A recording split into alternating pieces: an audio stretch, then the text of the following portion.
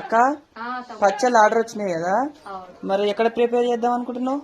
నేనైతే నా ఆలోచన అయితే మీ అందరికి నచ్చుతుందని అయితే అనుకుంటున్నా. పచ్చళ్ళు ఎక్కడ ప్రిపేర్ చేస్తా నేనంటే తోటలో చేద్దాం అనుకుంటున్నా.